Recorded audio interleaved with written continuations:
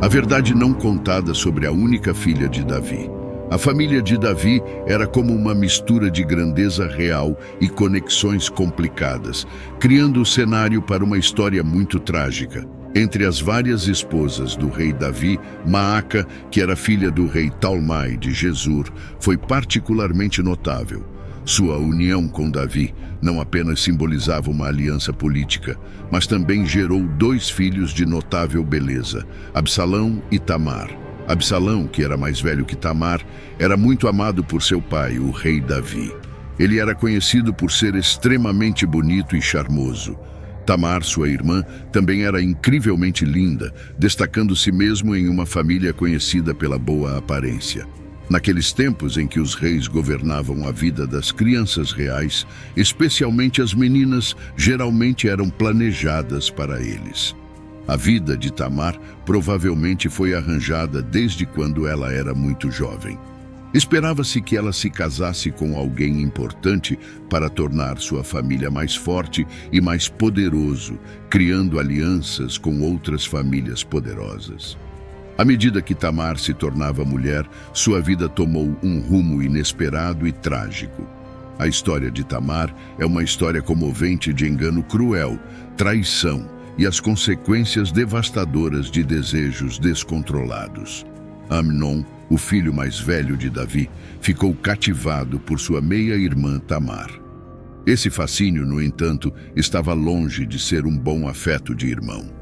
A Bíblia descreve a obsessão de Amnon, afirmando: Amnon ficou tão obcecado por sua irmã Tamar que ele ficou doente. 2 Samuel 13, verso 2. Seu desejo estava enraizado na luxúria, não no amor, e isso o levou por um caminho de engano e manipulação. Este é um exemplo típico de como os desejos lascivos, quando distorcidos em luxúria, pode levar a consequências devastadoras, e como a luxúria pode destruir vidas e famílias. No entanto, os sentimentos de Amnon rapidamente invadiram o território de luxúria, porque é um desejo intenso para a autogratificação que desconsidera limites morais e o bem-estar dos outros. Não se trata apenas de sentir atração por alguém. É sobre um impulso egoísta de satisfazer os próprios desejos sem considerar as consequências. Em seu estado desesperado, Amnon criou um plano enganoso para se aproximar de Tamar. Ele fingiu estar doente e pediu a Tamar que fosse ao seu quarto fazer comida para ele, pensando que isso lhe daria a chance de ficar sozinho com ela. O plano de Amnon foi auxiliado pelo pai deles, Davi, que não sabia o que Amnon estava realmente planejando, e disse a Tamar para cuidar de seu irmão doente. Tamar, inocente e sem suspeitas, foi à casa de Amnon para cuidar dele. Ela preparou comida para ele, mas Amnon se recusou a comer, a menos que ela levasse a comida para o quarto dele. Quando Tamar fez isso, as verdadeiras intenções de Amnon foram reveladas. Ele a agarrou e expressou seu desejo, mas Tamar resistiu, suplicando a ele e dizendo: Não, meu irmão, não me forces, pois tal coisa não é feita em Israel. Não faças tal loucura. 2 Samuel 13, verso 12. Apesar de suas súplicas, Amnon não deu ouvidos às palavras dela e procedeu, cometendo um ato de terrível violência e traição. No caso de Amnon, sua luxúria o levou a enganar e manipular. Ele fingiu doença e atraiu Tamar para seu quarto, sob o pretexto de precisar de seus cuidados. Essa decepção foi um claro ato de buscar seus desejos egoístas sem nenhum respeito pelo bem-estar de Tamar. A história de Amnon e Tamar demonstra a natureza destrutiva da luxúria. Não se trata apenas do próprio ato, é sobre como a luxúria, quando não controlada, pode levar a ações que prejudicam os outros. Neste caso, levou à traição e ao tal ato desprezível contra Tamar, causando-lhe grande sofrimento e trazendo caos e tragédia à família do rei Davi. Essa narrativa serve como um lembrete da importância de controlar e direcionar nossos desejos de maneiras que sejam moral e eticamente corretas. Em um sentido mais amplo, a história de Tamar nos ensina sobre as consequências de ceder a desejos pecaminosos. Mostra que nossas ações impulsionadas por desejos não controlados podem ter efeitos duradouros sobre aqueles ao nosso redor. E uma vez que uma certa linha é ultrapassada, pode levar a danos irreversíveis e tristeza. Depois que Tamar foi afligida por seu meio-irmão Amnon, sua vida mudou tragicamente. Tamar pôs cinza na cabeça e rasgou a túnica bordada que vestia. Pôs as mãos na cabeça e foi embora chorando em alta voz. 2 Samuel 13, verso 19. Este ato de colocar cinzas na cabeça e rasgar suas roupas era um sinal de luto imenso e angústia nos tempos antigos. Mostrava o quão profundamente machucada e despedaçada ela estava pelo que lhe acontecera. As perspectivas de Tamar para uma vida normal, incluindo o casamento, estavam agora gravemente prejudicadas. Na cultura da antiga Israel, ser machucada dessa maneira trazia grande vergonha e desonra, não apenas à vítima, mas também a toda a sua família. Era uma sociedade onde a pureza de uma mulher era altamente valorizada e tal incidente poderia arruinar suas chances de um casamento respeitável. A reação de Amnon após o ato foi de intensa hostilidade para com Tamar. Esse tipo de resposta, onde um agressor irracionalmente se volta contra a vítima, infelizmente não é incomum. Ele agravou o mal que tinha feito ao mandá-la embora, um ato que apenas adicionou à sua humilhação e sofrimento.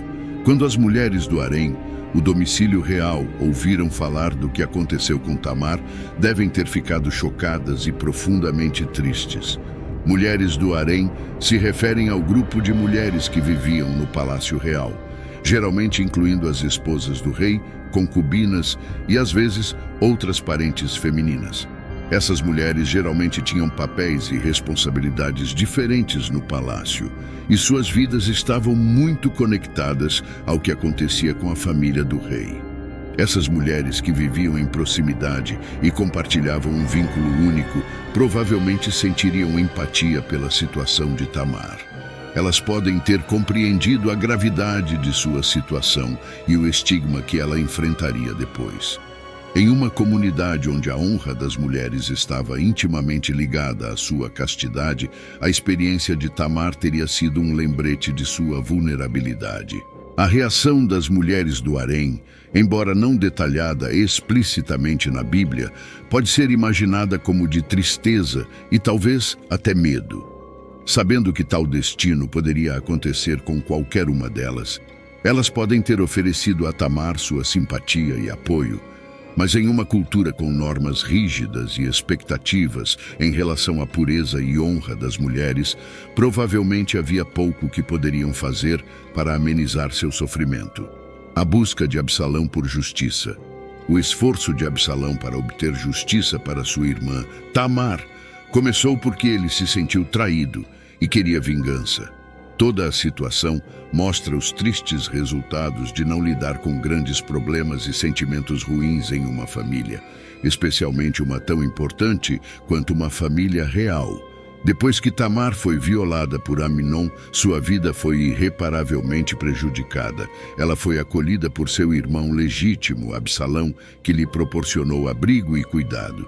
No entanto, as cicatrizes emocionais e psicológicas do que aconteceu com ela permaneceram. Tamar viveu na casa de seu irmão Absalão, uma mulher desolada. 2 Samuel 13, verso 20. Isso indica a profundidade de seu sofrimento e a mudança drástica em suas circunstâncias. O rei Davi, o pai deles, também reagiu à notícia do que aconteceu com Tamar. Quando soube do crime de Amnon, ele ficou furioso. No entanto, a resposta de Davi pareceu parar na raiva, sem qualquer ação imediata contra Amnon. Essa falta de ação decisiva pode ter sido devido às complexas emoções e considerações políticas envolvidas, dado que Amnon era seu primogênito.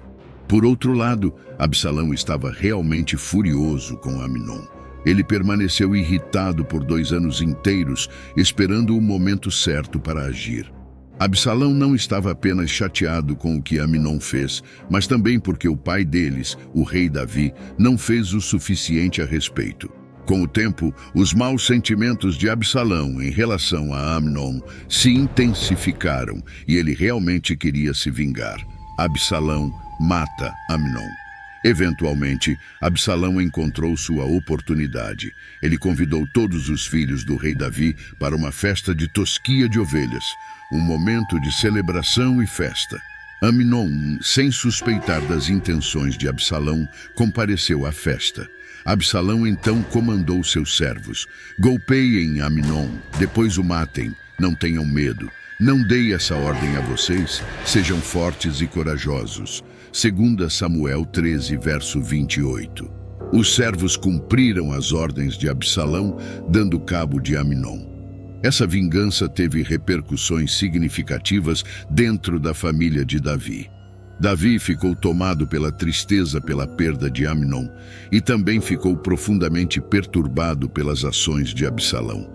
A família, antes unida sob o governo de Davi, agora estava despedaçada pela violência e vingança. O impacto duradouro na família do rei Davi foi muito sério. Havia uma grande divisão entre Davi e seu filho, Absalão, o que eventualmente levou à rebelião de Absalão contra seu pai.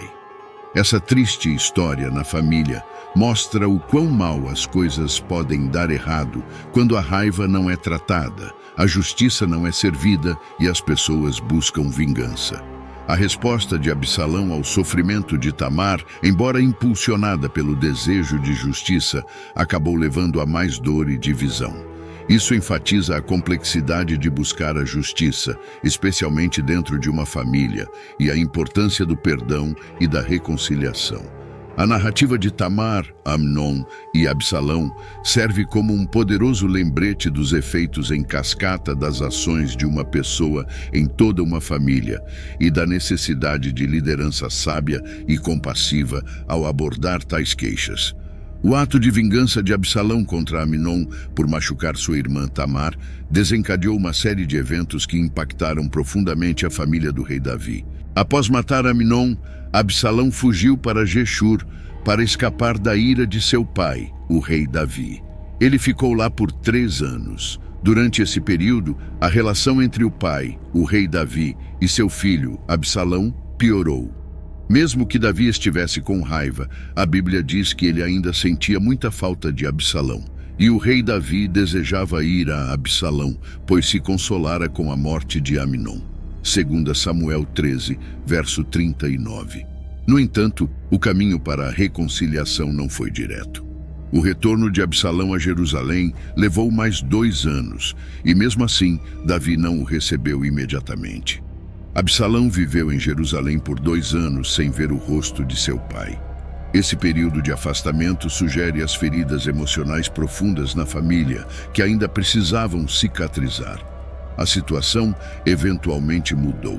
Por meio da intervenção de Joabe, comandante militar de Davi, Absalão finalmente foi autorizado a ver seu pai. A Bíblia descreve a reunião deles. Então Joabe foi ao rei e disse: "Seu servo fez isso, agora deixe o jovem Absalão voltar." O rei beijou Absalão. 2 Samuel 14, verso 33. Rebelião de Absalão. No entanto, esse momento de reconciliação foi efêmero. Depois que Absalão voltou, ele provavelmente se sentiu mais confiante e começou a pensar em assumir o lugar de seu pai como rei. Ele ficava perto do portão da cidade e conversava com as pessoas que estavam lá para obter ajuda com seus problemas. Ao fazer isso, ele estava lentamente e habilmente enfraquecendo o poder e a influência de seu pai, Davi. Ele dizia: se eu fosse nomeado juiz na terra, todos que tivessem uma queixa ou caso poderiam vir a mim e eu garantiria que recebessem justiça." 2 Samuel 15, verso 4. Com o tempo, Absalão conquistou os corações do povo de Israel. Após 4 anos, a ambição de Absalão o levou a se declarar rei em Hebrom. Esse ato de rebelião forçou Davi a fugir de Jerusalém. O que se seguiu foi um período de conflito e instabilidade, pois Absalão buscava o trono de seu pai, levando a uma guerra civil em Israel. Os combates entre as forças de Absalão e aqueles leais a Davi atingiram o auge na Batalha da Floresta de Efraim. Mesmo que Davi tivesse dito especificamente a seus soldados para terem cuidado com Absalão, a batalha levou à morte de Absalão. Absalão tinha cabelos muito longos, pelos quais era conhecido e orgulhoso. Ironicamente, esse cabelo causou seu fim quando ficou emaranhado nos galhos de uma árvore, deixando-o preso. Joabe, líder do exército de Davi, e seus soldados encontraram Absalão pendurado lá e o mataram. A reação de Davi à morte de Absalão foi de pesar.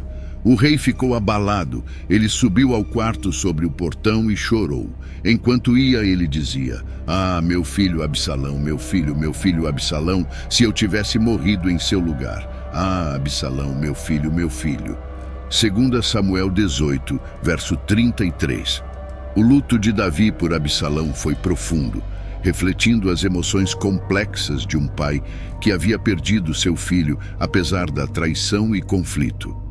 A história de Tamar, Amnon, Absalão e Davi é uma tragédia de queixas não abordadas, vingança e os efeitos devastadores de conflitos familiares.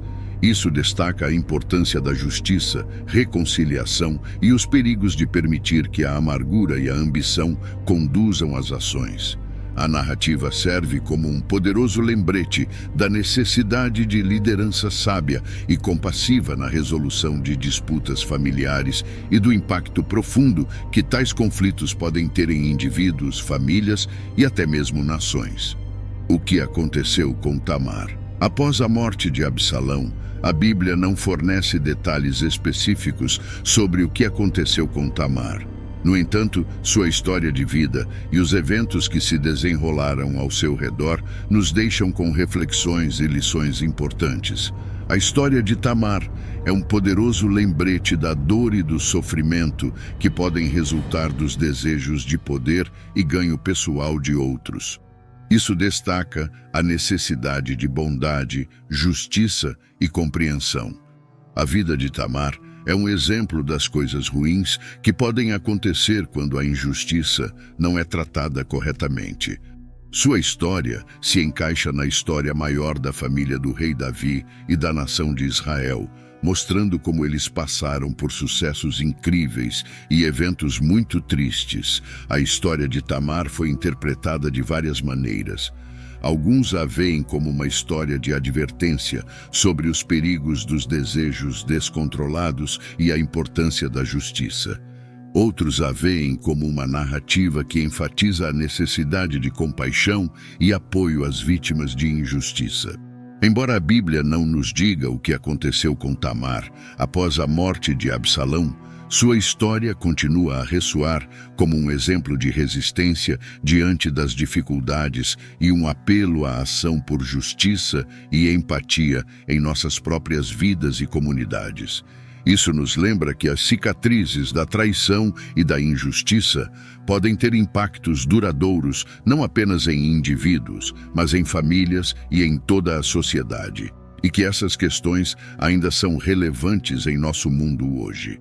A história de Tamar, a única filha registrada de Davi, lança luz sobre as complexidades das relações humanas.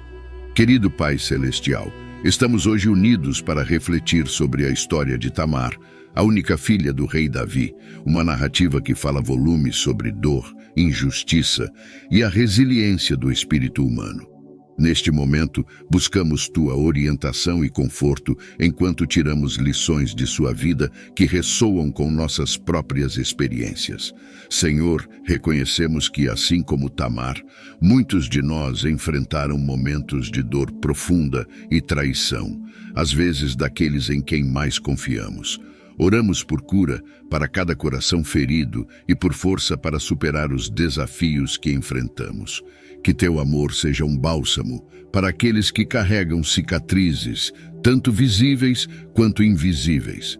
Pedimos coragem, ó Deus, para confrontar injustiças em nossas próprias vidas. Assim como a história de Tamar nos desafia a fazer, Concede-nos a audácia de falar contra os erros, proteger os vulneráveis e permanecer firmes na verdade. Que possamos ser agentes de mudança em nossas famílias e além, incorporando teu amor e retidão. Assim como a família de Davi experimentou turbulências, muitas de nossas famílias também. Buscamos tua orientação para reparar relacionamentos quebrados e restaurar a paz. Ensina-nos a perdoar, buscar perdão, amar incondicionalmente e promover harmonia e compreensão. E hoje, se você deseja se reconciliar com nosso Salvador Jesus Cristo, por ter se afastado dos caminhos por algum motivo, ou quer iniciar uma nova jornada rumo à salvação eterna, comente aqui embaixo: eu te aceito, Senhor Jesus, como meu único e suficiente Senhor e Salvador da minha vida. Até a próxima.